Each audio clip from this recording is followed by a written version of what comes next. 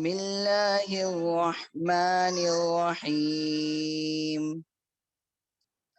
رب المشرقين ورب المغربين فبأي آلاء ربكما تكذبان مرج البحرين يلتقيان بينهما برزخ لا يبغيان فبأي آلاء ربكما تكذبان يخرج منهما اللؤلؤ والمرجان فبأي آلاء ربكما تكذبان وله الجوار المنشآت في البحر كالأعلام فبأي آلاء ربكما تكذبان كل من عليها فان ويبقى وجه ربك ذو الجلال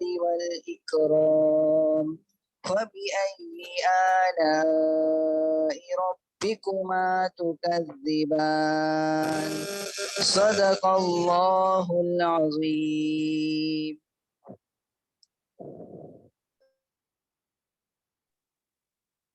Jazakallah. Thank you very much, Assistant Professor Nawaz Sharif sir, for the recitation of Holy Quran.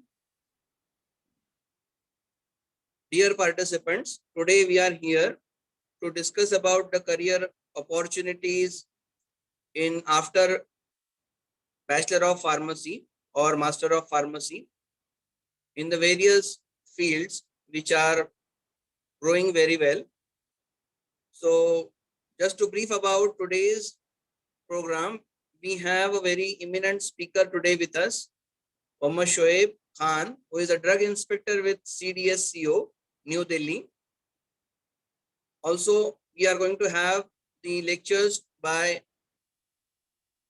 Assistant Professor Rahil Khan and Associate Professor Dr. Ejaz Ahmed today. So I request all of you to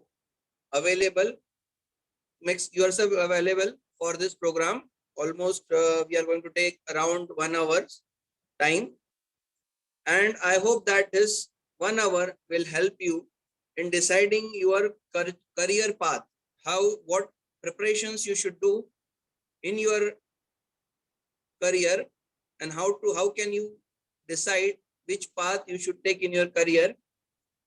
So as we are telling here that become a future ready professionals, so what are the skill sets they are required to in today's 21st century, and what are the skill sets which the industry is looking for? So that is our focus for today. With that, I request now our Assistant Professor Rahil Khan sir. Rahil Khan sir, please proceed. Over to you, sir. Thank you very much, sir. Thank you very much. Assalamu alaikum and a very good morning to all of you. Today we have gathered over here to understand that how crucial it is to upgrade ourselves in this changing and in this particular environment which is producing various challenges in front of us. Now, as we can see, not only due to this pandemic but also due to other stuffs, the scenario in current professional environment is changing drastically. Everyone has to acquire new knowledges, acquire new skills to stand still in the market and to progress. And because of that, Ali Al Ara College of Pharmacy has introduced some skill development courses, and we are running these skill development courses since almost 4 or 5 years now. And in current situation, why these things are necessary? Because if you will go to the industry after completion of your bachelor's degree in pharmacy or even master's degree in pharmacy, the industry needs or industry wants are different.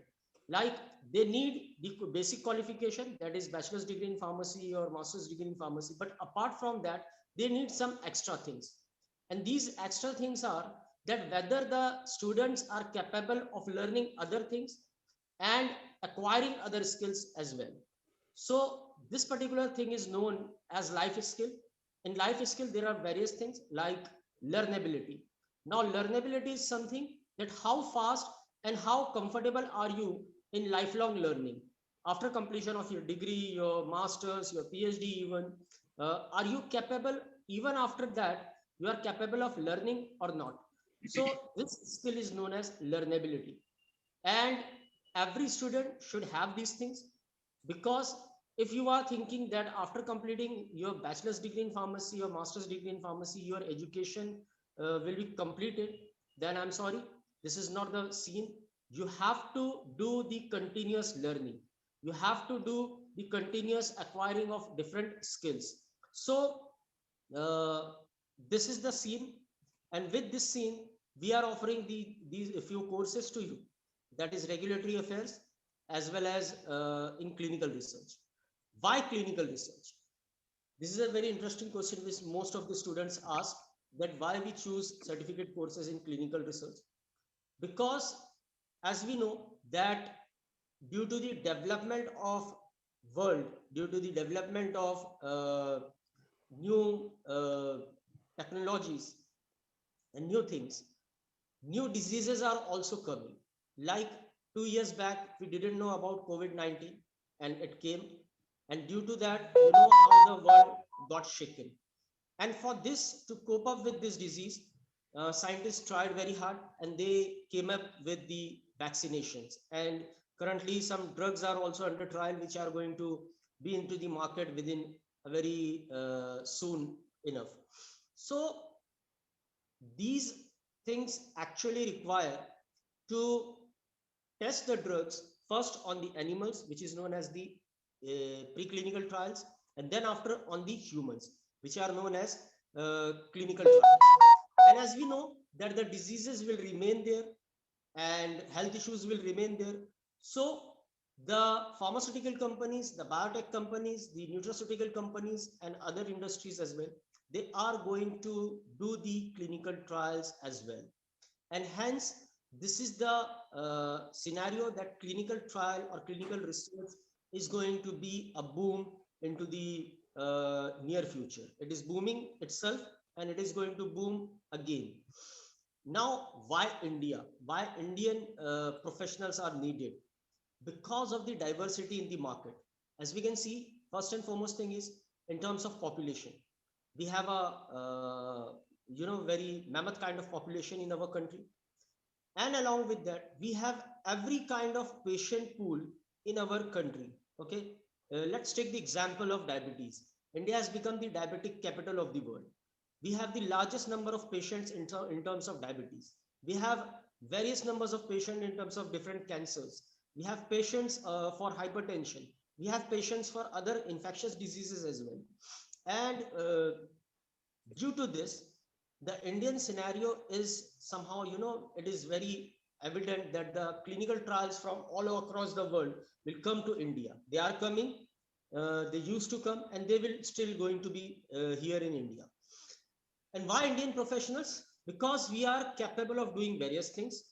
We have the qualified population, the qualification of which is required, it is there in India. Another factor, which is the language, because Chinese have the similar population as compared to us, but the language barrier is there. They are unable to adopt English as their language of communication. But in India, we adopted very quite comfortably. Hence, the trials are coming over here.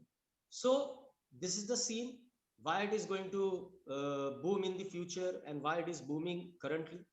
So this is something which I wanted to share with you people, that in the current situation, even after doing these kind of your degrees, your diplomas, your PGs and all, we have to start learning after that as well. So along with that, we have come with these certification courses which are going to add an advantage to your curriculum vitae as well as to your skills, to your knowledge, and it is going to help you develop professionally. So here I am going to conclude my talk. Thank you very much. If you have any questions, we will take it in the last at the end of the session. Thank you very much. Over to you, sir. Thank you very much, Rahil sir, for your introduction about the certificate course in clinical research. I now request Associate Professor Dr. Ijaz Ahmed sir to start his presentation. Over to you, Dr. Ijaz Ahmed sir. Thank you very much, sir. Just,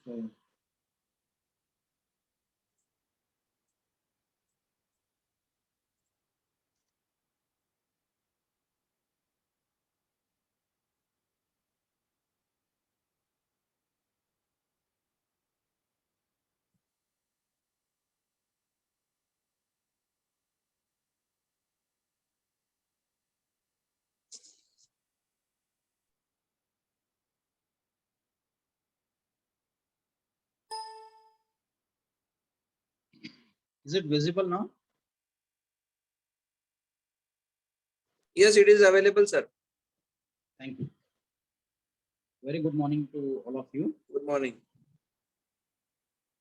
So, in a brief, I would like to highlight some of the statistics about the size and the health of the regulatory affair professionals throughout the globe. Here is a very wonderful report which has been come to us. So I, Dr. Ijaz Ahmed, will proceed to this presentation.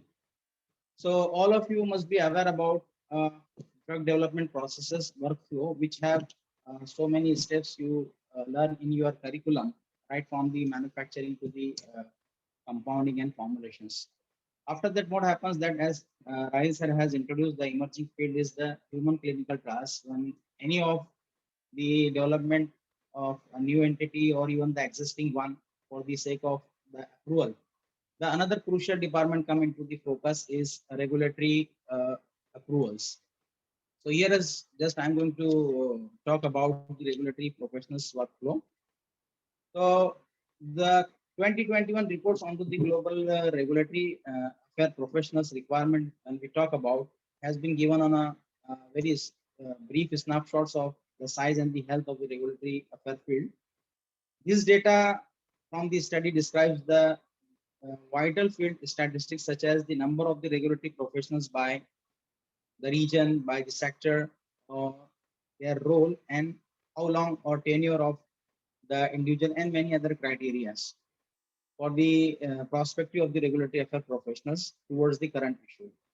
You must be aware that during the pandemic COVID-19 and the level of diversity which arise, the need for the new entities or the repurposed drugs again came into a more focus.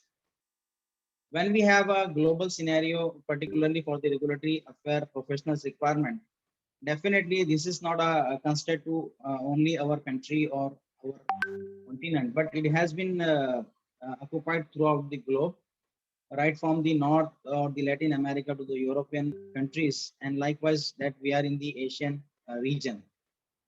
The huge requirement of the regulatory professionals highlighted over here. When we talk about particularly to very limited like Asian regions, so which has been grouped or divided into 5 core geographical sub regions, including the Central, Eastern, Southern, or Western Asia. Here, for the sake of our concern, like Southern Asia as an Indian, it occupies fairly a significant proportions of the regulatory affair professionals that works in the medical devices sector, pharmaceutical sector, biotechnological, and all these sectors. So here you can just focus on some of the points like when we talk about the Central Asia, the 91% of the requirement is rise here into the pharmaceutical sector. Whereas in the Southern Asia, where we are living over here, like the 86% of the requirement is in the Asian regions. Because the Asian represent the third largest concentrating of the regulatory affair professional in the world, which includes more than 24,000 of the employees, which are focused largely into the pharmaceuticals. That is around 74% of its total populations, particularly which are looking into the pharmaceutical sectors. In addition to that, the medical devices and biotechnological product sectors are also there, which have tremendous need or requirement of the regulatory affair professionals. In Indian scenario, when we talk about who are the major giants who are working on to these regulatory aspects, so particularly Southern Asian holds the largest population of regulatory affair professional. Out of this, uh, so-called in the key locations hubs, the largest employer and the educational background which is required to enter into the professions. So sector-wise, if we talk about the medical devices, so in key locations in our country is like from the New Delhi, Tamil Nadu, Bangalore, Maharashtra, even or major metro cities has occupied space. When we talk about the pharmaceutical segment, definitely our Maharashtra, India, Mumbai, Hyderabad, and Bangalore has occupied a good place. Here only three major giants which have focused over here in the presentation. But in addition to that, there are not many pharmaceutical industries who are working on a same portfolio, and they are having exposure global presence, particularly into the pharmaceutical products. So what they are hiring particularly, they are hiring from the professionals from the pharmacy background, pharmaceutical sciences, pharmaceutics and drug design uh, personnel, pharmacy admin and pharmacy policy and regulatory affair professional. In addition to those who are having a chemistry background, particularly analytical chemistry or organic chemistry background, they have a good scope in the uh, uh, professions. So even the other sector like biotechnology is also having a good requirement in our country. Here, if we talk about on a global scale, the industry tends to be a largest in the pharmaceutical category, which represents about 65% of the regulatory affair professionals. Approximately 24% professional in the field work in a medical devices and remaining other groups of the segment. Here is the presence given for the pharmaceutical sector wise when we talk about. In India, here is a sector wide need, and even this is the statistic which has been given in a 2021 report, and it is keep on going into the further publications. ये बढ़ता ही रहेगा actually. So as far as the role is concerned, how the fresher will get the entry, as I have discussed the basic educational background. So, and what are the scope for them to enter into the field? The statistics shows us that the entry level have again a greater figure, like 34% of the uh, figure statistics has shown for the freshers or the new entry level entrants, particularly into the pharmaceutical sector. If we talk about the other sectors too, like medical devices or biotechnological practice, equally they are having a 30%, 31% of the requirement. In addition to that, if we talk about the senior, those who are having a good experience in the same domain, they have a good statistic like 48%. Means when you enter into the field and you have a consistent background of regulatory aspects, so you will have a even huge scope into the coming years. So likewise, the other positions and job level are there like director, manager, vice president, and training level. They are having a less person compared to the entry or the senior level. A very small initiative we have taken in a year 2017 with the aspect that our maximum students should get benefit into the same domain which has a continuous growth in a global aspect, not only into the Asian or the Indian context, right? So to give them a exposure with the vision that our principal sir, who is a director of this course, have taken an initiative to launch this two domain, particularly clinical research and the pharmaceutical research, which will have a good acumen to occupy the maximum pharmaceutical background professors, or even those who don't want to go for further educations, and they can just after completion their UG course, they can enter into the field. So this is with a small initiative in collaboration with the NME, which has given a provision to start this regulatory affair course certificates. At least our expectation that students should get a minimum so-called brief about the what is the actually regulatory profession. you must be aware this profession is nothing but a simple interface or link between the pharmaceutical industry and the uh, regulating agencies, right? Which will have a good communication between that to get the approval of the any of the new drug or existing drug if it is in a new formulations. So with this, just I end. Thank you very much. Hello. Thank you, Dr. Professor Ejaz Ahmed, sir. Thank you very much for your presentation about the certificate course in pharma regulatory affairs. So now it is time to introduce our keynote speaker for today. So I take this opportunity to introduce Shoaib Bismillah Khan. He is a drug inspector at Central Drugs Standard Control Organization, that is CDSCO, New Delhi. And the work experience as drug inspector, he is working since January 2017 till date as a drug inspector. Shoaib Khan, he has education in Masters of Pharmaceutics, that is MPharm in Pharmaceutics, that is from College of Pharmacy, Nasik, Maharashtra. He has Bachelor of Pharmacy also, and is having 5 years of experience in research and development in various pharmaceutical industries such as Glaxo, Wockhardt, and Glenmark. So he has also qualified the GATE examination as well as GPAT examination, which are for the sake of admission in master's program in Maharashtra. Then other achievements, he has also qualified NIPER 2010. He is very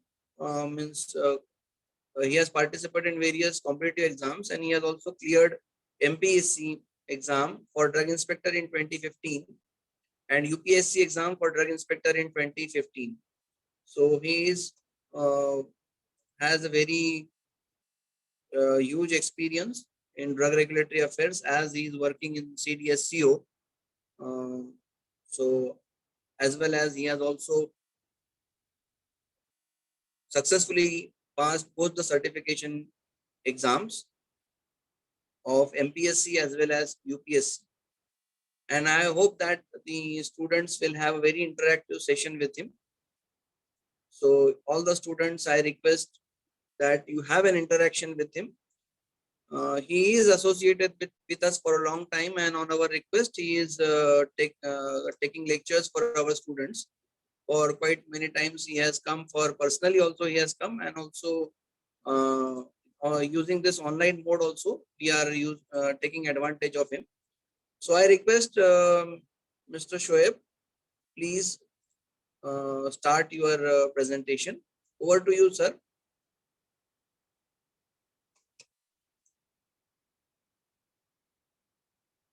Shoaib sir, आप अपना mic unmute करके start कर सकते हैं और आपका screen भी share कर सकते हैं.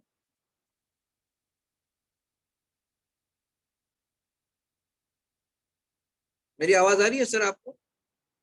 Shoaib sir, hello. Ejaz sir, आवाज आ रही है? Yes, sir. It's clear. Ji.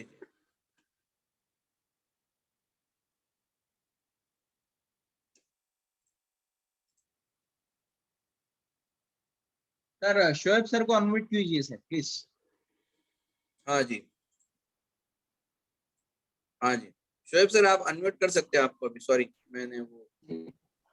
A very good morning to all of you. Thank you, Dr. Javed sir, for this wonderful introduction. Am I audible? Yes, yes. Okay.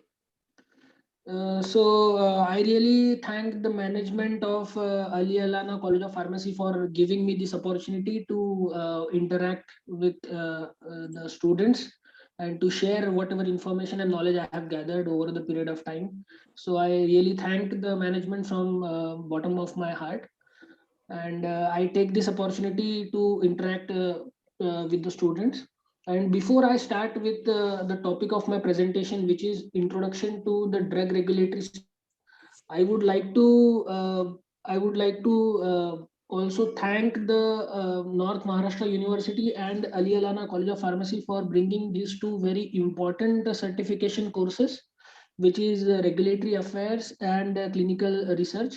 And I think I cannot tell you how these two courses are important in the today's field of professional work in pharmaceutical space. So when I was a fresher pass out from my college, and I was worried about my professional career, that how it is going to be in future. I used to interact with a lot of my seniors to get a clarity about it, and one of my senior very wonderfully explained me that you when you think about your professional career and your future, you definitely need to have a goal in your mind, that what you think of yourself and where do you want to see yourself.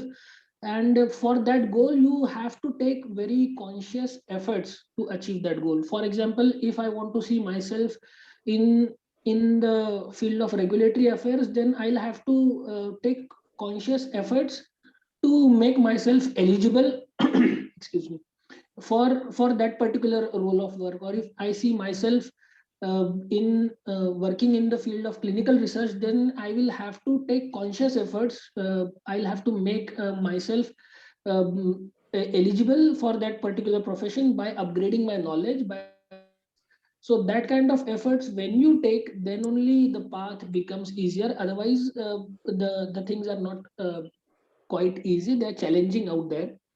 So I'm really happy that today students are having this opportunity to choose their career choices and get the desired knowledge and skill set from the comfort of their location. Otherwise, in earlier times, they have to travel to metro cities to get this kind of courses. So this is this is really nice. Also, I just during the presentation of Dr. Ejaz sir, I saw a report of regulatory affairs in which they have given a global scenario about how the regulatory affairs field and the space is panning out in the world. And I saw that the contribution of regulatory affairs manpower is in the pharma domain and 7% in medical device domain as of now. And I would not be surprised if in coming 1 or 2 years, this ratio of medical device and pharmaceutical space is going to change and shift drastically, because the government of India and CDSCO has started regulating all the medical devices. So we have already studied drugs, but medical devices has not been forming the larger chunk of our syllabus in all the universities, I guess, including Maharashtra and all over the India. We are not giving due coverage, I guess, to the medical device space. And medical device, which includes right from a smallest needle to the MRI and CT scan equipment. So this is a very big space which is going to come under regulation in coming 3 to 4 years.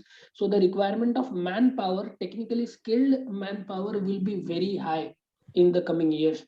And I will not be surprised if the ratio of 91:7 will even become 50-50 between medical device and pharmaceutical field, or even medical device will surpass the pharmaceutical field with respect to regulatory affairs. I will not be surprised, because medical device is going to be one of the next big thing.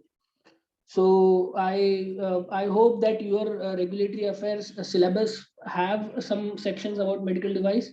I would be really happy if that is forming the part of curriculum. So saying that, I with due permission from Dr. Ejaz sir, I would like to start the presentation, and I would share my screen so that the participant can see the PPT.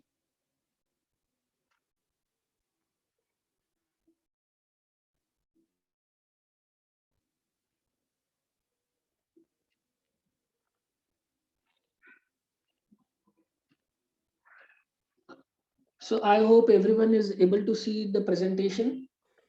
And the Yes. topic of today is drug regulatory system in India, the structure, function, and role. And I would have loved to make this session really interactive, to ask a lot of questions to student and hear from them what is their concept of the drug regulatory infrastructure in India. But there are some challenges in this virtual meeting that we cannot interrupt a lot in between. That is why I would appreciate if you note down your doubts and questions during the session, and I would try to answer them at the end of the session. So without any more delay, so I hope you all the students might have heard during this COVID pandemic that all the vaccines, when they were reviewed and the companies were submitting their clinical trial application and marketing authorization application in India. So when you were following the news, you might have heard the name of DCGI. The name stands for Drugs Controller General of India. So this is the regulatory authority of India who is responsible for approval of new drugs. So taking the example of vaccine, which is very close to all of us because we belong to the pharmaceutical field, and we know about vaccines more than any other person. So vaccines are really close to us.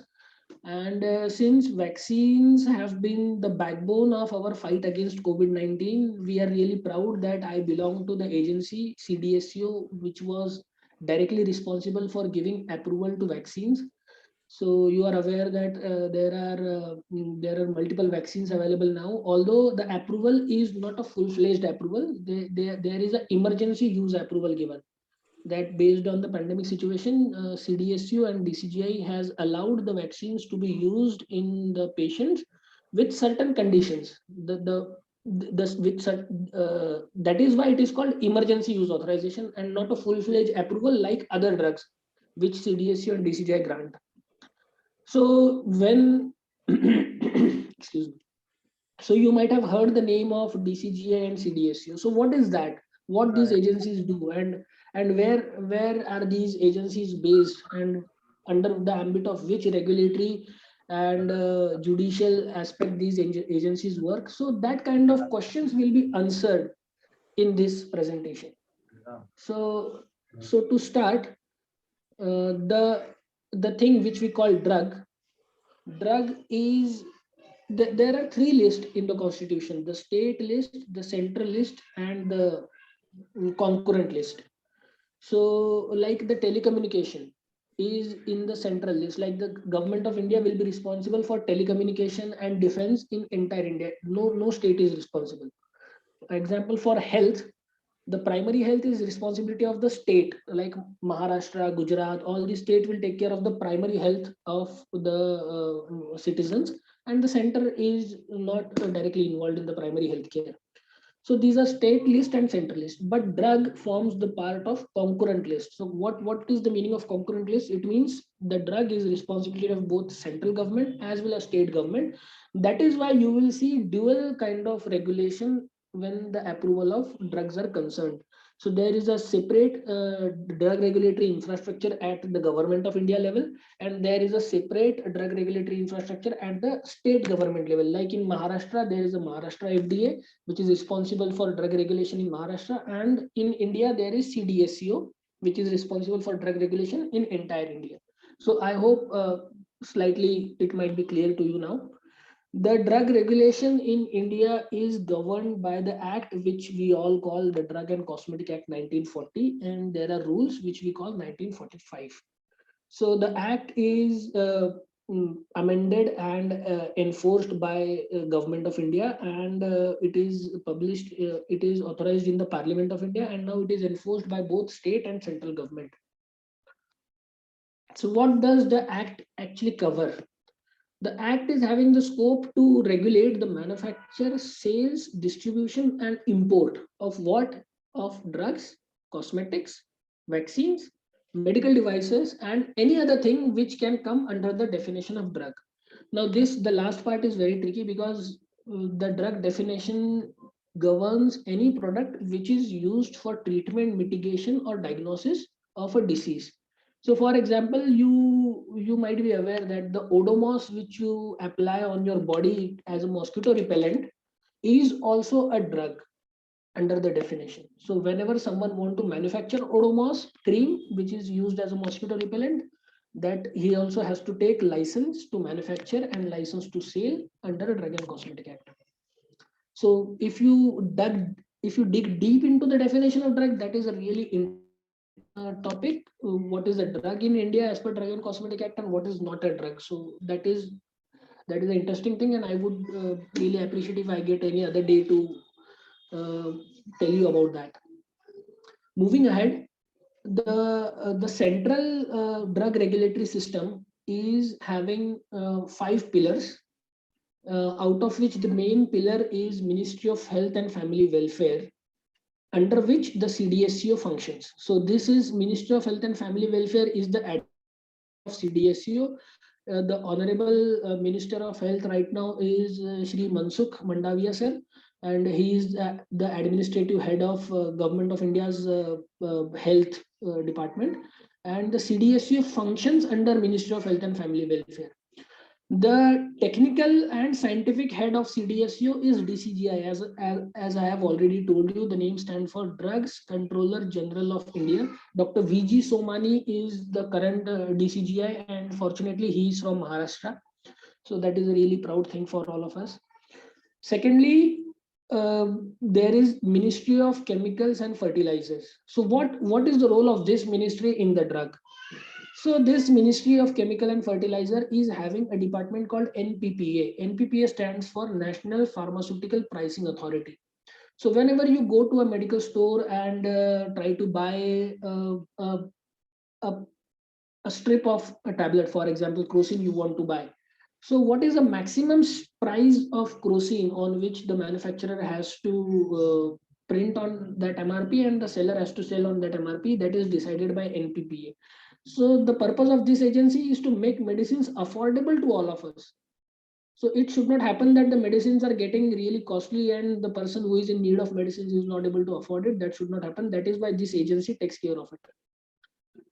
There is one more, the third pillar is Ministry of Commerce, which is responsible for looking into the intellectual property aspect of drugs. So when someone does a research and brings a new pharmaceutical product into market, it is responsibility of the government to protect their intellectual property rights, so that whatever amount of time and money he has invested in the research of that particular product, appropriate revenues are generated and his research is respected. So for that, the the Ministry of Commerce takes care. So you might be aware of it because that forms the part of your syllabus in last year Bachelor of Pharmacy. Then there is Ministry of Science and Technology. So this particular ministry is there to encourage the research in India. So this DBT stands for Department of Biotechnology, and then there are CSR labs. All these kind of research centers and funding agencies provide research support and financial funding to startups and innovators who can perform indigenous research in India and try to bring some innovative molecules from within the country. So this fourth pillar is for kind of encouraging the startups, innovators to perform indigenous research, and they provide financial funding to the innovators. And then the last one is Ministry of Environment. So whenever there is a manufacturing plant set up anywhere in India, they have to take appropriate environmental clearance so that while manufacturing pharmaceutical product, they are not polluting the rivers and the air. So that kind of responsibility is given to Ministry of Environment, and they appropriately take care of it. I think you have understood. So if you have any doubt, kindly note it down so that I would try to answer them at the end of the session. So now we'll focus on one pillar which we discussed, that is CDSCO. So CDSCO is under Ministry of Health and Family Welfare, and the organizational structure of CDSCO is presented in this slide. As I have told you, the technical and scientific head of the organization is Drugs Controller General of India. And then he is supported technically and scientifically by the staff which is mentioned here. So from the bottom, it starts as assistant drug inspector, then there is drugs inspector, then there is assistant drugs controller, then there is deputy drugs controller, and then there is joint drug controller. So these every hierarchy is having some defined role in the organization, and then they are helping and supporting Drugs Controller General of India in all the functions which CDSCO perform, which we are going to see in upcoming slides. So administratively, CDSCO headquarters is based in New Delhi. So as of now, I am posted in CDSCO headquarters New Delhi, and we are having, our organization is having 6 zonal offices for field work. So I'll elaborate you what kind of field work the zonal offices perform in upcoming slides. So the zones are based in West Zone Mumbai. This West Zone is having jurisdiction over entire Maharashtra, Goa, and Chhattisgarh. So then there is East Zone, Kolkata, Ahmedabad, Hyderabad, Chennai, and Ghaziabad. So these zones are made to address the local requirement of the industrial cluster. Like Ahmedabad is a big industrial cluster, Hyderabad is a big industrial cluster. So to cater to the requirement, the zones are created that way. Then there are sub-zonal offices where are more industries are concentrated. The CDSC has created sub-zonal office, like you will find Indore is a good industrial cluster, Goa is an industrial cluster, Bangalore is also there, Baddi is also one big industrial cluster. So to cater to their requirements, CDSC is having sub-zonal offices at these places. Excuse me. Then there are port offices. So the port offices are having specific functions, which we are going to see in upcoming slides. So all the airports, major airports in India like New Delhi, Bombay, Kolkata, Ahmedabad, Chennai, Hyderabad, all these airports, and seaports like Mumbai, Kochi, Kolkata, Chennai, all these seaports are also having port offices of CDSCO. The primary function of them is to look into the import and export of pharmaceutical products. Now there are testing laboratories which are under CDSCO. These laboratories perform the function of testing pharmaceutical product and to certify whether the particular product is of standard quality or not, so that in the market the patients get products of standard quality and they get appropriate result what the product is desired for. There are mini drug testing laboratories. These are serving at the port offices like Ahmedabad Air Cargo, Mumbai Air Cargo. These mini testing laboratories are helping for quick testing, and this reduces a lot of transit time during the testing. These are other laboratories under Ministry of Health and Family Welfare, out of which the National Biological Laboratory, Noida, is very important, which is responsible for testing of biological product, including rDNA product and various diagnostic. COVID, we were really in need of the RT-PCR test and rapid antigen testing kit for quick diagnosis of COVID, whether the patient is positive or not, and that kind of support was provided from National Biological Laboratory, Noida. So coming back to the important point of today's presentation, you might be having question, what actually CDSCO does? So this slide will tell you what is the function of CDSCO and what are the roles. So the most important function of CDSCO is approval of new drugs and clinical trials. So taking the example of the vaccine in our this COVID pandemic which we faced, so the vaccine is approved by CDSCO because vaccine is a new drug. The COVID-19 vaccine has never been approved in India, so this is the first time. That is why it is a new drug, and after thoroughly evaluating the clinical trial data, CDSCO has approved the vaccine for emergency use.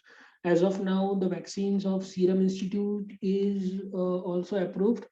And can anyone tell me which other vaccines are there in Indian market other than Serum's Covishield? Can anyone tell me? You can type in the chat box if it is possible. Yes, you can type in chat box.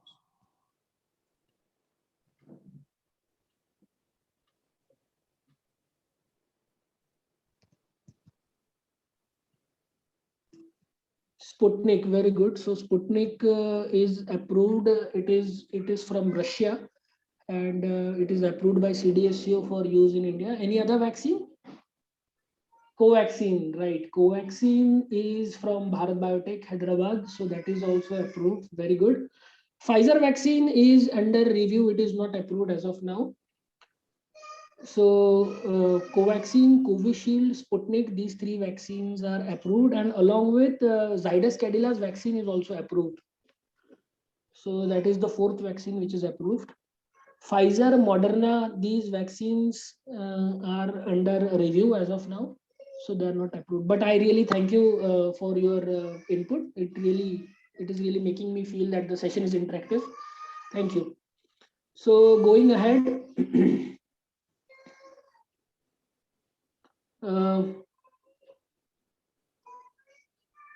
the approval of new drugs in clinical trial, I have told you how that role is important. And then there is import and registration. So whenever someone want to import a drug in India, like Sputnik is an imported vaccine from Russia. We are importing it from Russia and we are then providing it to Indian population. So the import and registration is also taken care by CDSCO. So for Sputnik, the application was made to CDSCO, and CDSCO after review has granted the permission to import the vaccine. And I'm taking the example of vaccine, but there are so many other drugs which are imported in India, and CDSCO is the nodal agency which grants permission for import of drugs from any other country to India for commercial use. Then there are some critical products for which the CDSCO is given the responsibility to provide license, like the critical products are blood products, then large volume parenterals, vaccines, rDNA products. So rDNA product is what? It is nothing but insulin, then other monoclonal antibodies. These are recombinant DNA based products. So these are really critical products. That is why along with the state FDA, CDSCO, the central body, has also been given the responsibility, so that there is a double check on the quality and safety of this product before these are getting administered to Indian population. And then there is one more responsibility which CDSCO is to amend the Drug and Cosmetic Act and rules. So whatever, because see, the pharmaceutical space is really dynamic, and we need to move with time. We need to adopt the modern changes. That is why the act and rules which were published in 1940, they need to be amended from time to time, so that they are relevant with the today's modern upgraded pharmaceutical space. And actually this is in the interest of industry as well as all the stakeholders, so that we do not lag behind with our international counterparts. And that has really helped in making India the pharmacy of the world, and we are one of the largest manufacturers of the pharmaceutical products. So this is really important. Then also CDSCO is having one more important responsibilities of banning of drugs and cosmetics. Some adverse events and serious adverse drug reactions are reported. They are thoroughly reviewed by CDSCO, and then CDSCO, after consultation with Government of India, takes decision on banning of drugs. Like recently, they have banned a drug which is letrozole. You might have heard the name. This drug was off-label, used by many gynecologists to encourage the ovulation. So that kind of drug was banned by CDSCO, also banned. So this kind of job is also performed by CDSCO. And then there are many other miscellaneous functions which I rather do not prefer to go in detail. We'll move ahead.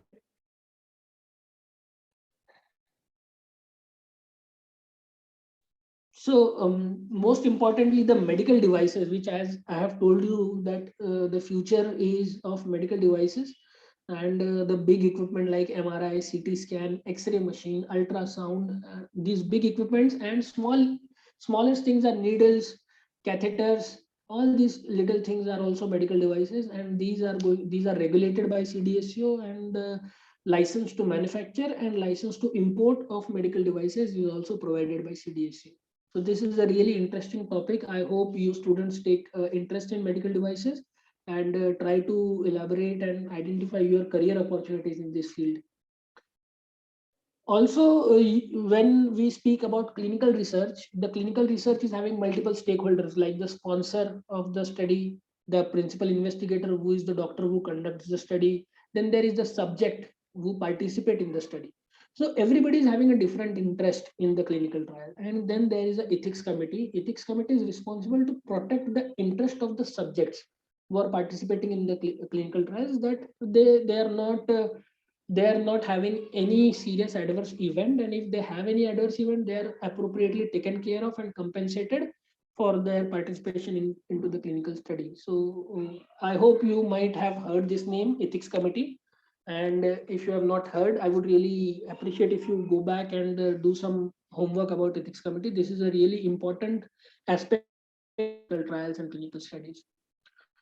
So other than that, there are some functions related to DCC and DTAB meeting and pharmacovigilance, which CDSU performs. We'll probably skip this. So other miscellaneous activity of CDSO includes licensing with other international drug regulatory agency like USFDA, MHRA, then PMDA of Japan, and WHO. So these are international agencies who collaborate with each other for the harmonization of the drug regulation in entire world, because now the world has really become small. Everybody is exporting, everybody is importing. Only sticking to your laws will not be sufficient. Only following your regulatory requirements will not be sufficient. So there are international regulatory requirements which are harmonized. That is what we call them ICH. And these requirements are also dynamic. These keep on evolving from time to time. So that is why CDSCO is the Indian nodal agency who interacts with these international agencies for keeping the competitive advantage of Indian manufacturers. So there are some trainings and workshops also organized by CDSCO for upgradation of knowledge of industry stakeholders, as well as the regulatory affairs professionals and CDSCO manpower also. And there are so many other miscellaneous functions which are performed by CDSCO.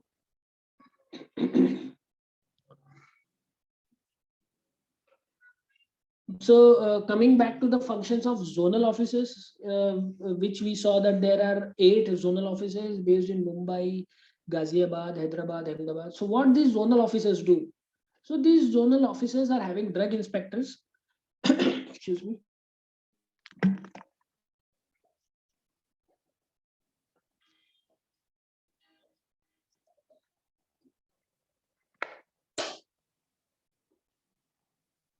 So the inspectors from these zonal offices go and perform the site visit of various manufacturing premises, which are manufacturing of vaccines, cosmetics, medical devices, APIs.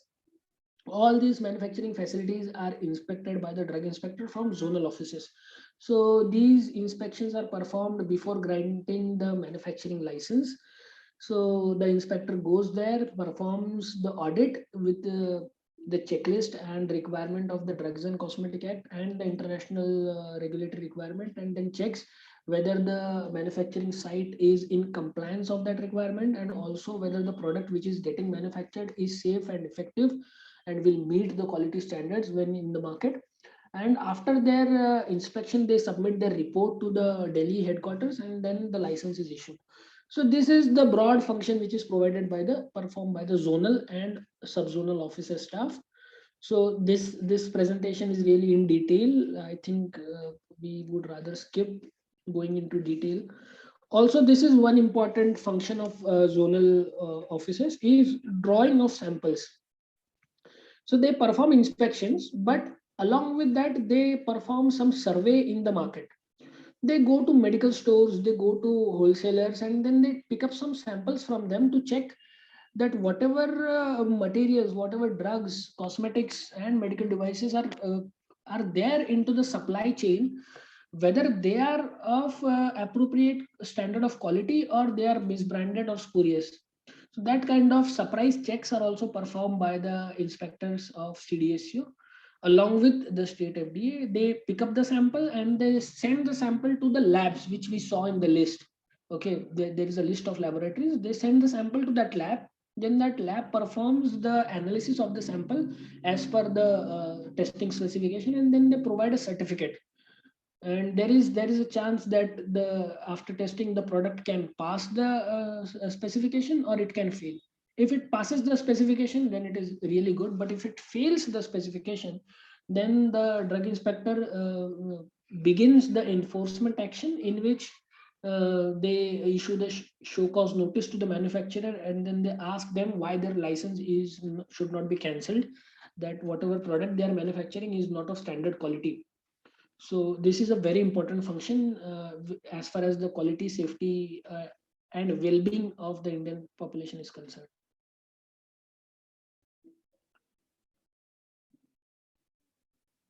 So this is we have seen that there are multiple port offices of CDSCO are there. We saw there are port offices at the various airports and seaports, like Nhava Sheva is one of the seaport where the port office is situated, and the IGI Airport Delhi, then Sahara Airport Mumbai. These are the port offices of CDSCO. What is their function? So their function is to release the consignment of drugs, medical devices, and cosmetics which are coming into India. So these perform surprise checks at the consignment. They take the sample, they check whether appropriate permission and license has been taken by the importer when they are importing. They take the sample, they again send it to laboratory to check whatever the importer is claiming that the powder is paracetamol. They check whether the powder is actually paracetamol or something else. That kind of surprise checks are also performed. So we have already discussed the labs which are there under the CDSCO. So I told you that the drug is a really interesting topic, and I would need a separate session to brief you about what is a new drug in India. So to just brief you about the definition, a new drug means a drug which is not used in the country, that is India, under the labeling condition. The full-fledged labeling condition is a new drug, and it has not been approved by DCGI as of now. Or even if it is approved, someone is coming with a new indication or a modified route of administration, that also becomes a new drug. For example, remdesivir injection, everybody might have heard during COVID. Somebody might have needed it. So remdesivir injection was a life-saving medicine in COVID, and it was approved as an injection. So if someone want to manufacture remdesivir in a different dosage form, like a tablet or oral suspension, then they will have to come to CDSCO for approval of that, because although remdesivir is approved as an injection, any change in the route of administration or dosage form, it again becomes the new drug. So for example, remdesivir and favipiravir, there are two different COVID-related drugs. And if someone want to combine them as a one tablet, in which 100 mg remdesivir and 100 mg favipiravir they want to combine, this also becomes a new drug. That is why FDC stands for fixed dose combination. So whenever someone combines already approved drug, it also becomes a new drug. Vaccines, we have discussed in detail about vaccines. So this is the definition of new drugs, and for all the new drugs, the manufacturer or the importer has to take the permission from CDSCO. So I think in brief, you might have got a brief idea about what CDSCO does, what are the functions of CDSCO headquarters, what are the functions of zonal and subzonal offices, port offices. In brief, I guess you might have understood. So if you still have any doubt, you can note it down, and I would try to answer them at the end. So let's now switch our focus to the second half of the regulatory infrastructure, which is the state licensing authority. As I have told you, that drug is there in the concurrent list of the Constitution. So there is some regulation is performed by the center, and some regulation is performed by the state authority. So like I am the drug inspector of central authority, there are drug inspectors from state authorities as well. So in the case of Maharashtra, there is a Maharashtra FDA which is having the headquarter at Mumbai, and they're having their offices at all the districts. So what is the function of this state authority? You might have this thing in your mind. So probably let's try to find out the answer to that question.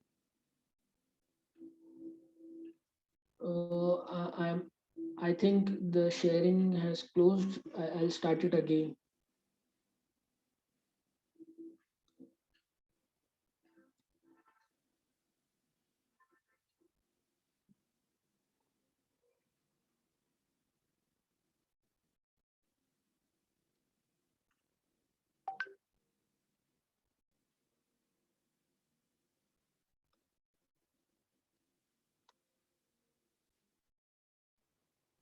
Is the screen visible to you again?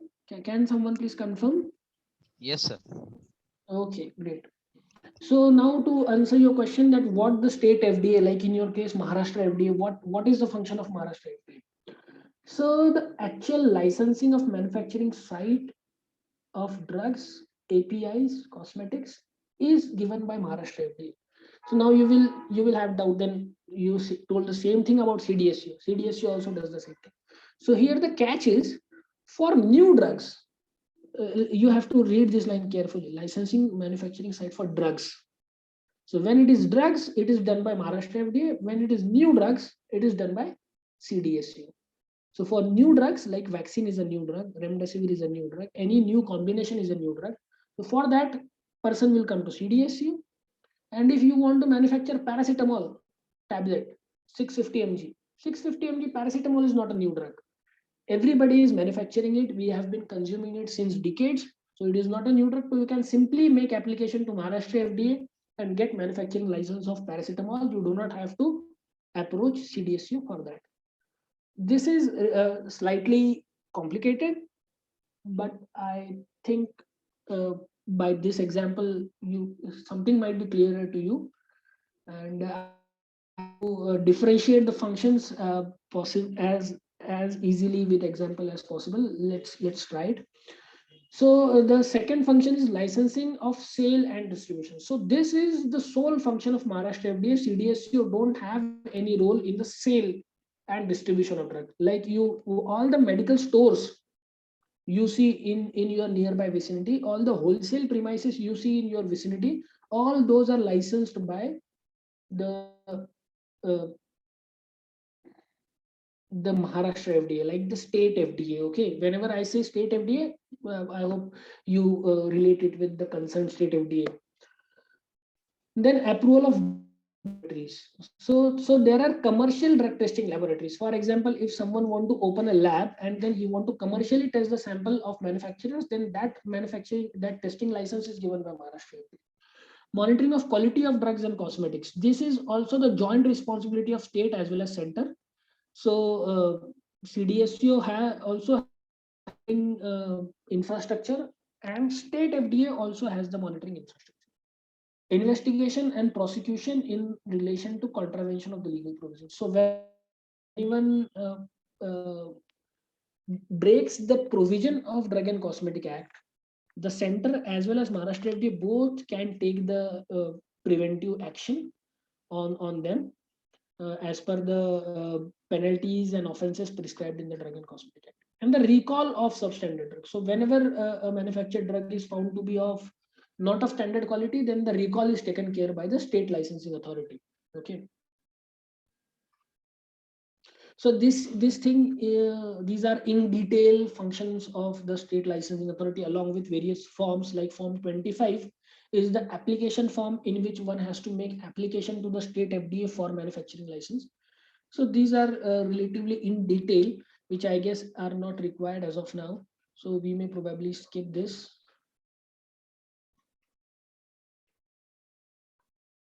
So medical devices. So as I have told you, the medical devices are under CDSU, which are high risk. Like class C and class D medical devices are regulated by center, that is CDSU. Class A and class B medical devices, which are relatively low risk, they are regulated by state FDA. So to give you a brief example about class A and B, so the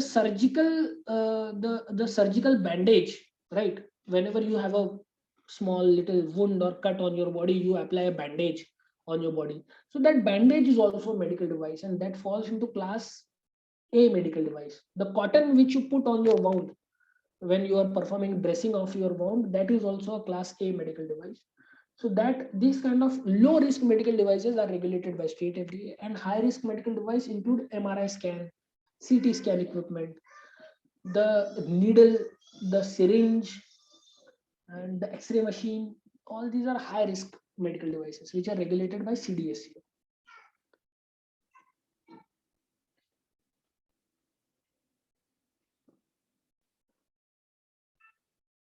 So we have already discussed that sampling is done by drug inspector of both center and state. They take the sample from the market, they send it for testing, and based on the result of the testing, the appropriate further course of action is decided.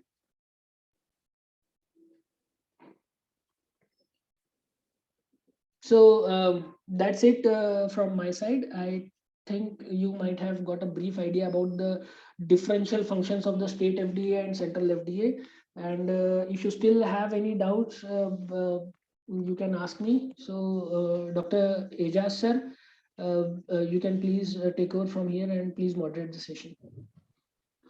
Okay. Thank you very much, sir, for the insightful information about the regulating agency, which is of our national origin. Yes, So I'd like to ask the participant to, if you have any query or questions, you can ask to the Shoaib Khan sir, or you can write into the chat box.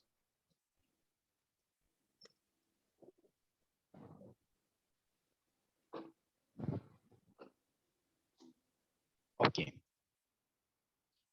One question I would like to ask, sir, please. yes, sir, please. What are the sale and manufacturing processes, which is generally so-called propaganda drugs is called? What are the regulations which are or steps taken by the CDSU to have a control over such kind of the medications?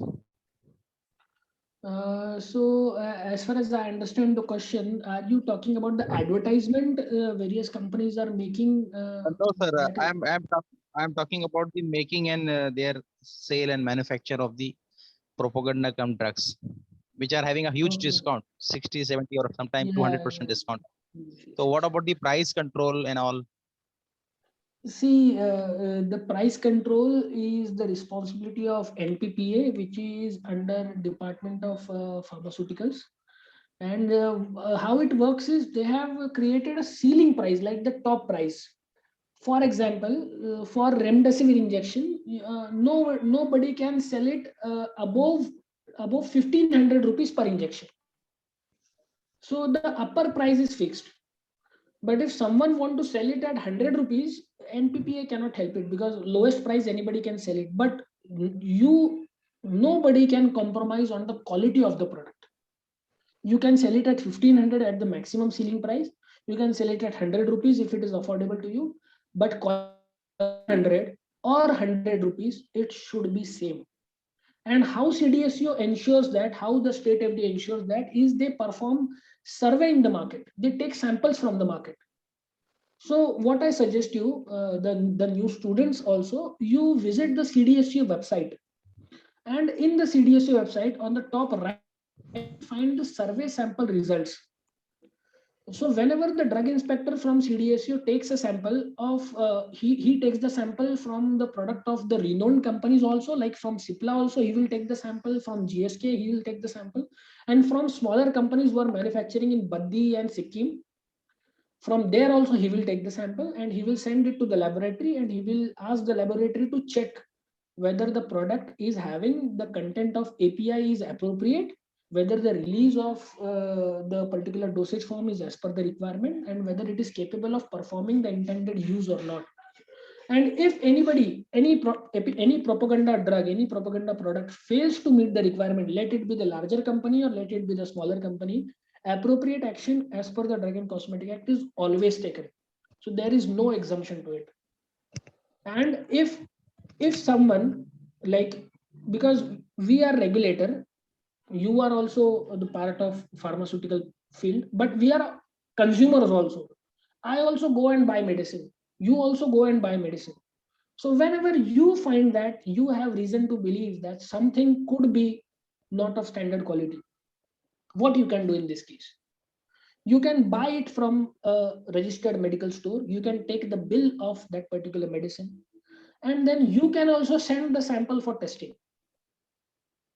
If you have doubt that the product is not of standard quality, you have reason to believe that the product is not of standard quality, buy it from a licensed medical store, take the appropriate bill to because if the report comes and probably you'll have to establish the chain, that time the bill will be very useful. So even any consumer can also get the sample tested, because at the end it is a life-saving medicine, right? Okay. If the product, if someone is taking a life-saving medicine and it is not of standard quality, it is really a life-threatening situation can arise.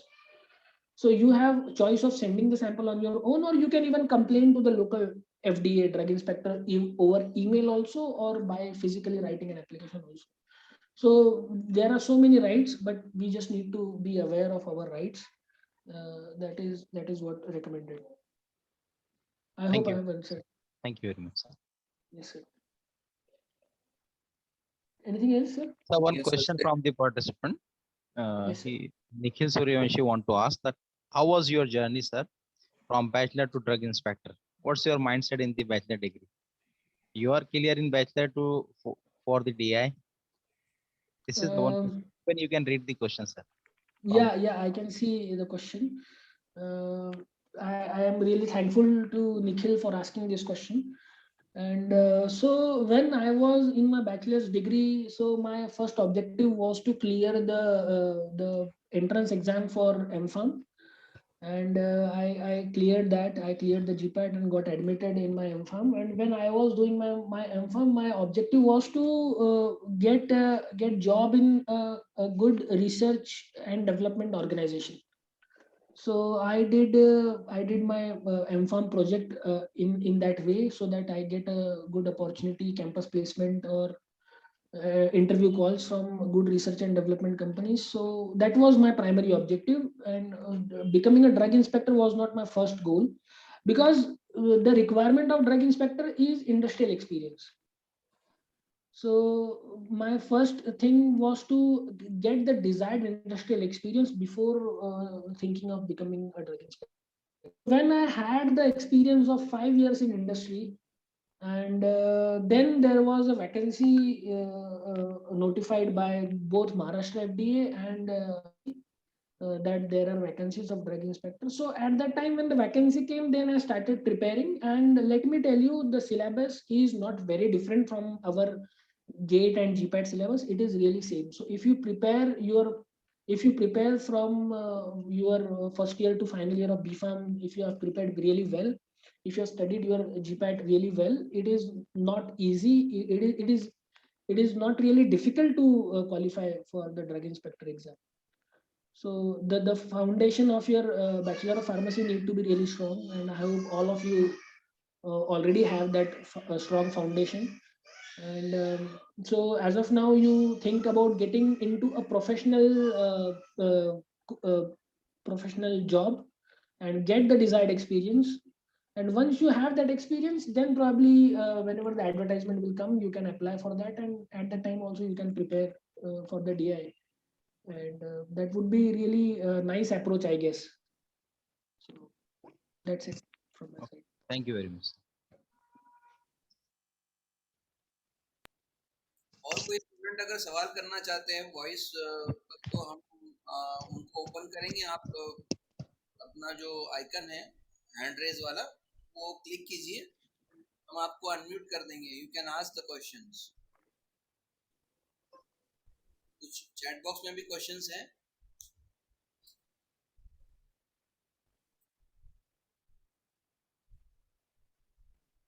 ये एक question है sir, discount on 50 and 80% on drugs are standard quality or not? You see, I would really love to answer this question. Medicines are really a different commodity. Medicines are commodity, but they're really a different commodity other than all the other commodities. Like if you are buying in the market to buy a cloth, you want to buy a dress. So you have the choice which color you want to buy. You have the choice which texture you want to buy, like 100% cotton, 50% cotton. You can feel it. You can touch the material. You can decide that, okay, this is good for me. Okay, you have the choice. You are the consumer of that cloth, and you have the choice which cloth you want to buy. But in case of drugs, the consumer don't have the choice. Here the doctor decides for the consumer that which medicine the particular patient has to buy. So drugs are a really different commodity as far as the consumer is concerned. And the biggest problem with the drugs is by visually looking at them, we cannot judge about their quality. So if you bring two tablets in front of me, one is a Crocin tablet from GSK, which is, for example, 2 rupees tablet, and you will bring another paracetamol 650 mg tablet in front of me, which is kind of 20 paise tablet, and you ask me which is a good tablet. Even when I am a drug inspector, I will not be able to answer this question, because I will need to perform thorough testing on both the tablet before passing the judgment that which of them is of standard quality. So just by saying that if someone is offering it at 60 or 70% discount, it does not make it a poor product. Are you getting what I'm saying? So we need to perform testing in the lab to decide whether the product is of standard quality or not of standard quality. So it doesn't mean that if the product is cheap, it is harmful. And if the pharmaceutical product is costly, it is good. It does not work like that in the area of drugs. So whenever you have, what I can suggest you, you might have many doubts while buying the medicine, that okay, there is the same 10 strip tablet which is costing me 60 rupees, and there is the same strip of tablet which is costing me 10 rupees. Which one should I buy? So these questions you might always have in your mind. So for that, you have to check on the label of that particular strip, that whether it is having the manufacturing license written on it, whether all the labeling requirement like the brand name, the generic name, the manufacturing date, the expiry date, the manufacturing license number, if everything is there on the label, and the company is also you have heard of, like if you are able to see that something is manufactured by Sun Pharma, something is manufactured by Ipca Laboratories, which you have heard, so I think you can really trust on it. And if the manufacturing license number is there, it means the regulatory authority have given him the manufacturing license after thoroughly evaluating it, because nobody can manufacture a drug without manufacturing license. Okay, so it really doesn't affect what is the cost of that product. If you we are from the pharma profession, we can look at the label and we can evaluate the label, right? We are not a we can evaluate the label and we can really judge whether all the labeling requirements have been in compliance. So all the schedule H warning, whether it is appropriate, everything is there. You have no reason to doubt on the quality of the product. Thank you very much, sir. One more question is there. Yes, sir. What is the approximate salary of drug inspector? This is really getting personal, sir. But anyways, I will tell you. The salary of a drug inspector varies from state to state. And for a Maharashtra FDA drug inspector, the salary ranges from 60 to 70,000 per month. And for a central government drug inspector, the salary is from 70 to 80,000 per month. So. Thank you, sir. Thank you very much. Okay, sir. There's one more question, sir. Now, I don't know. But this question is regarding GPAT exam. Yes, sir. Question is that how you can prepare GPAT, and do you have any suggestions? So I am really glad that you asked this question. But I prepared for GPAT in the year 2010. So my preparation is almost 11 years old. And my information is really outdated now about how to prepare for GPAT. But I can tell you basic principles based on which I started my preparation. Is I really focused on my B Pharmacy syllabus, and pharmacology and pharmaceutical chemistry was my favorite subjects. So I really gave sufficient attention to both of them at that time. So they really had a good amount of weightage in 2010 and 11. So that is, I think that is the best approach to evaluate the previous year question paper, that where the examiner is asking what is his inclination toward which kind of subjects, and based on their inclination you have to put your focus, you have to divide your focus, you have to divide the percentage of your time on that particular subject. And I really believe that when you put your conscious efforts, let it be your GPAT preparation, let it be your UPSC preparation, or let it be your job preparation, when you provide your conscious efforts and hard work, definitely you will be successful, inshallah.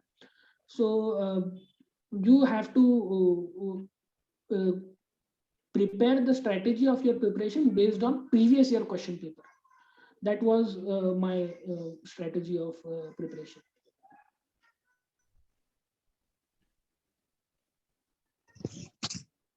Thank you very much, sir.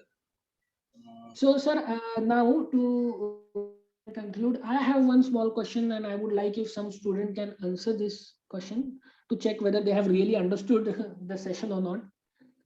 So, my question is, I would appreciate if someone either raises his hand, answers through mic, or even that would be really appreciated. So my question is, I am I am an importer, and I want to import insulin injection from China in India. So whom did I will make the application? Which agency I will make the application for import of insulin injections? Can anyone guide me? So the answers are coming in chats. Yeah, really. So I think you might have, nobody was sleeping during the session. Everybody has heard the session, because in the virtual presentation, it is really tough to understand who actually is participating and who is sleeping. So it is really nice to see that people were attentive. Now, one more question. Actually, I am enjoying it. So one more question. I want to manufacture this cold cream. The cold cream is a cosmetics, and I want to manufacture a cold cream. And cold cream as a cosmetic, I want to manufacture. So where I would make the application to manufacture the cold cream?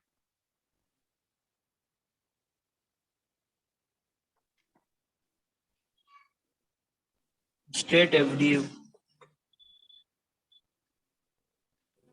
Yes, If that, cold cream is a new, then you have to apply CDSCO. If the normal, then you have to apply Maharashtra FD.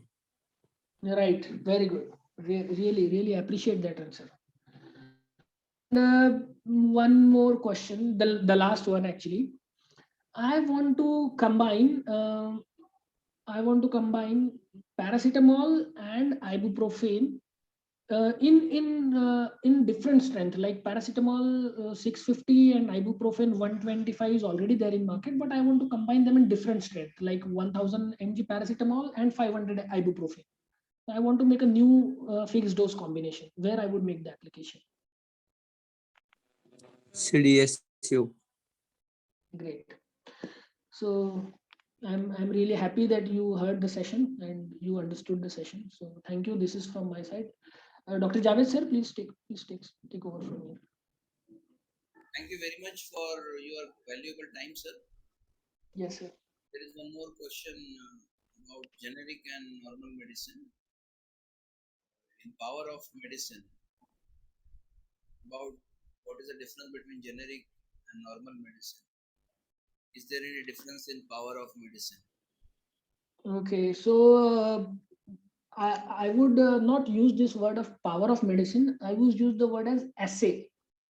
Assay is the amount of active pharmaceutical ingredient which is present in the dosage form. For example, when we talk about paracetamol tablet 650 mg, so the IP monograph, the Indian Pharmacopoeia monograph of paracetamol 650 mg says that it should have 90% to 110% of paracetamol.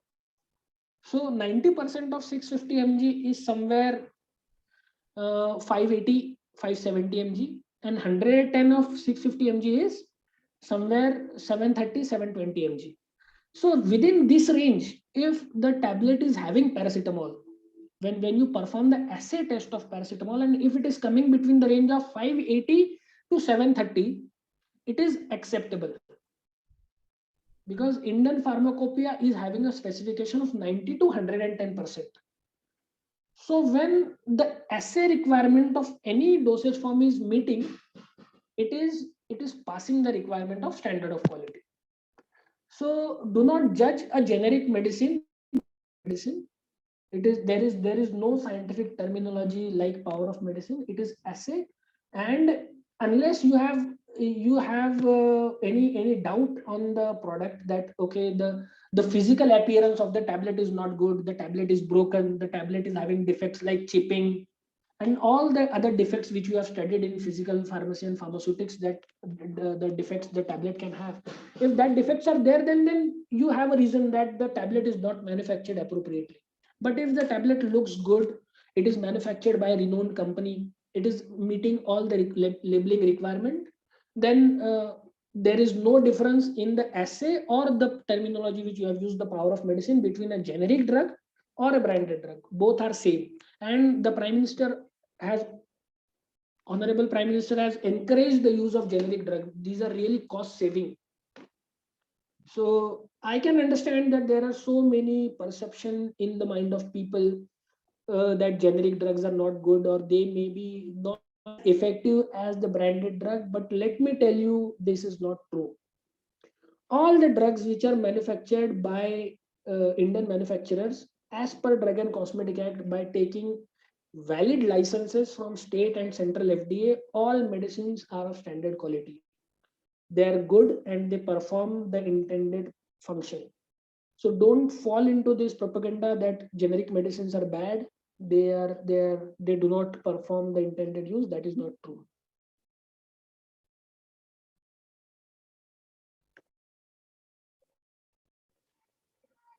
Anything else, sir? Thank you very much, sir.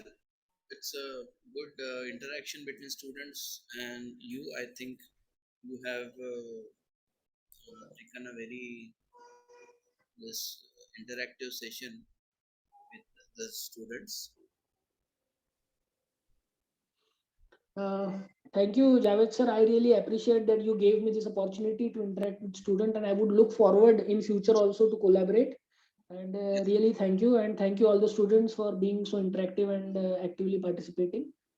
Thank you again. Thank you so much, sir. Now there is important thing that all the students, they will be getting the certificates, and for that you have feedback form. After submission of the feedback, the certificate will be reaching you in your mailbox. Okay. So before we end today's session, a small presentation from me also. This is regarding why should we have certification. Okay, I hope my screen is visible. Ejaz sir, Rahil sir. Yes, sir. Yes, sir. Okay. Visible. So why basically we need certification, or why we have this certificate courses that we are conducting at Ali Alana College of Pharmacy. So the basic interest of university for this certification course is that the students, they should get career opportunities after they graduate. Okay, and industries are constantly changing and the requirements are also constantly changing, but the implementation of syllabus or implementation of the requirements of industry is not sometimes possible because of the structure of syllabus and because of the structure of university operations in our country. So for that, universities and UGC and RUSA, as well as AICT, Pharmacy Council of India, these are all the bodies which are regulating education in India. Say Pharmacy Council of India is controlling the education in pharmacy. AICT is regulating the education of technical courses, including engineering, and now pharmacy is somewhat out of that. But there are other organizations also like RUSA. So they are also looking into the education of students and how are we providing education to the students in our country so that they can be more career oriented education. Okay. So there is one opportunity in UGC that allows colleges to run career oriented certificate courses, and they are relevant to the industry requirements. Okay. Now, as we know that 21st century, we have lot many challenges, and we have seen these challenges in this 1 year that Corona has taught us lot many things. And whatever we are doing so far, we need to change the way we look at it. That we have realized. And what are the skills they are anticipated from students? They are listed here. Say 21st century skills or future students. These are There are some 16 skills that are anticipated from students as of now if they want to have a very good career in future. Okay, so number one is literacy, second is numeracy, scientific literacy, then ICT literacy, then financial literacy, then cultural and civic literacy. So these are say foundational courses. These all you can learn in your school and degree. Then there are certain competencies they are required. Say for example, critical thinking and problem solving. Okay, so there is a whenever you go into the industry, there will be a scenario, and you will have to understand the scenario and resolve the give a solution. Okay, that is what you can do if you have a critical thinking and problem solving ability. If you have, okay, then you need to have a creativity. Creativity means to create something new. Imagination. Then communication is very essential. Like we are talking to you, and you are listening to us. So whether if I say that if all of you can hear me, then please in the screen you can click on the emojis of say crying. A child is crying, so that crying emoji, if you click, I will understand that you are getting my whatever I am saying. So if all of you are able to listen me, please send a crying emoji. Is it possible for you? Yes, very good, very good. Okay, anyone else? Only one student? Yes, very good, very good. So whatever I am saying, the message is gone to you and you have given me a feedback. So that is the communication. That is a complete circle. Only 2 students are there who have sent the crying emoji. So I think only 2 students are able to understand whatever I am saying. Is it so? Okay, others are also now sending. Good, very good. Okay, very good, very good. Okay, so whatever I said, you have understood and you have exactly sent me the emojis. So that is a communication. Then collaboration.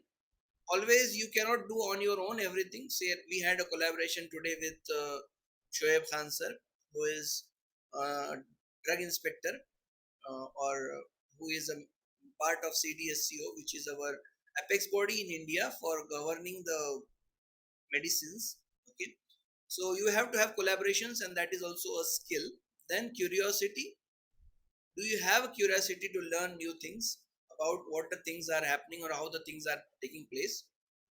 Okay, these are called as character qualities. So nowadays you must have heard that the industries, they are conducting aptitude test.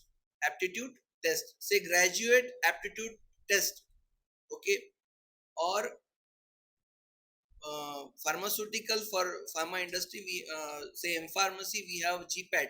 Okay, so these are aptitude tests. Why they are conducted? To know what is your aptitude. So for industry, now the right aptitude is also very important. A person should have a very positive aptitude. That is also very essential when they employ someone. They want to look at that. Then whether you are taking initiative, okay, whether you are persistence, okay, whether you are adaptable to the situation, whether can you take a leadership any activity in the activities, and how are you good in social and cultural awareness. Okay, so depending on if we are a global, nowadays we are working with various countries, and in one country whatever you feel is normal may not be a normal in other countries. Okay, say for example, normally we in India we have, say when we greet someone, there is another way in which we greet, but in some other country if you go, the greetings they offer or they welcome you, that way of welcoming may be different, and different cultural people they have different comfort level that which you can communicate. जैसे मतलब मैं अगर समझाना चाहूँ आपको, अगर कोई अरब आदमी से आप बात कर रहे हो तो वो आपको एकदम चिपक के बात करना आपको पसंद नहीं करेगा वो। वैसे अगर यूरोपियन आदमी के साथ आप बात कर रहे हो तो वो हो सकता है कि बहुत नजदीक आके आपसे बात करे। So these are social and cultural differences that you should be aware. Okay, now some very important skills out of those 16 skills are critical thinking, citizenship, growth mindset, communication, creativity, and collaboration. These are, you can say, 6C. C, that is critical, citizenship, growth mindset, communication, creativity, and collaboration. These are very, very important skills out of these 16 skills. So are you ready to take on the next century of for work? Okay, so those who are here listening to me, if you are ready you can give a thumbs up. If you are not ready or you are doubtful, you can say a down thumbs up. So whatever you think, I want a reaction from you. Do you think that you are ready? Then yes, very good. And if you think that you are not ready, you can put yes. Any other student?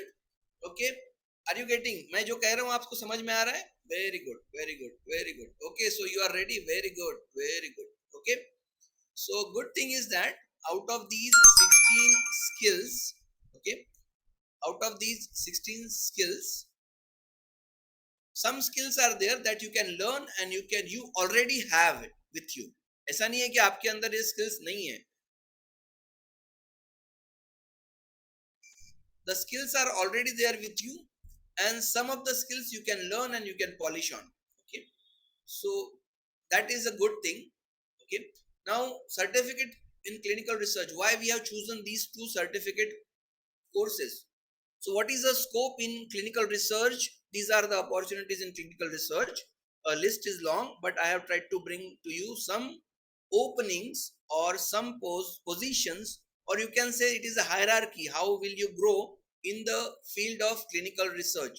So it is not only that you go into the clinical research field, you join as a clinical research coordinator, and that's the end. You are there for 20 years as a clinical research coordinator. No, that is not the end. It is a journey. You can grow in the field of clinical research depending on your performance. And these are so many opportunities that you can grow in the clinical research field. Okay. Then about regulatory affairs, now Shoaib sir has already described many things. Now recently you might have heard that there are 87 openings in Maharashtra for drug inspector, and for that the minimum requirement is that you should have 3 years of experience plus Bachelor of Pharmacy degree. Now that is a huge opportunity in Maharashtra, that there are so many openings, and you can really try to look at it, that it's a very good opportunity as working in the government sector if you want to work in government sector. Otherwise also in pharma industry there are many opportunities. These are some of them that you can take, and you can make your career in the regulatory affairs field. So I hope that you are with me. Okay, if you are with me, still connected with me, and you are understanding whatever I am saying, I want you to clap and send me emoji of clap. Is it there possible for you? Yes, very good, very good. So you are still with me. Very good, very good. Okay, और कोई है? Okay, two of them, Randera, Hassan and Lubna. So anyone else? कोई भी नहीं है साथ में, बाकी सब सो गए? Okay, okay, very good, very good. Oh, ये 3-4 ही लोग हैं खाली, बाकी सब सो गए कि चले गए? Okay, so last slide for today. Join the certificate course now. कल परसों नहीं, आज नहीं, अभी. Okay. And we are going to send you a feedback link. As I have told you, sir will send the feedback link and you will have to send a feedback about this webinar. That will help us to improve about this webinar. Whenever next webinar we will be conducting, it will help us to understand whether we have communicated the message to you. And I understand that tomorrow you have your sessional exam, so that is why you are a little bit worried, and that is why you may not be able to attend, or some of your friends may not be able to attend. But definitely, I hope that you have taken the message from Shoaib sir also, Ejaz sir also, Rahil Khan sir also, and I hope that you have enjoyed webinar today.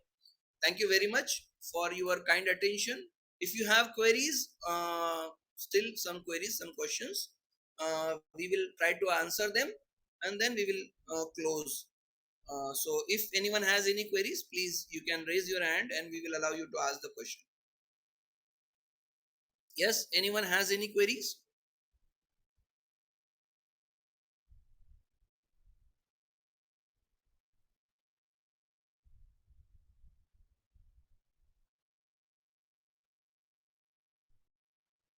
I think all of your queries are already resolved. Okay. Yes. Rahil Khan sir, Ejaz sir, Shoaib sir, आप कुछ Yes, sir. Honestly,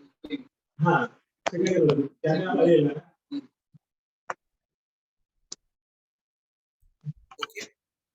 So I don't see any in the message also, and otherwise also. So I think there are no questions. Should I take it granted, or if anyone is interested, you may just raise hand. We will unmute you.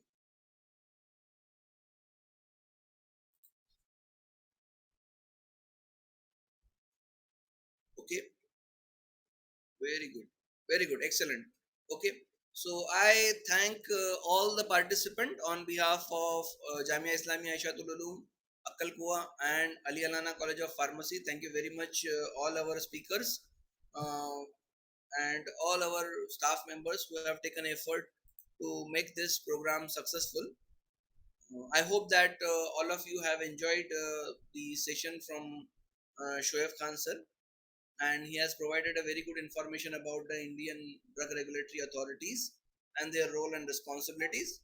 So we thank all of you, and we hope that we will keep on performing all these webinars in future also.